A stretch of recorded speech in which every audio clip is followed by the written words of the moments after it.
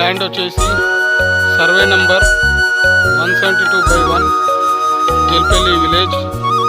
Land owner వచ్చేసి దండు లింగమయ్య కుర్మ గారు. చూడండి, ఇది 1 ఎకరా 21 గుంట ఉన్నది.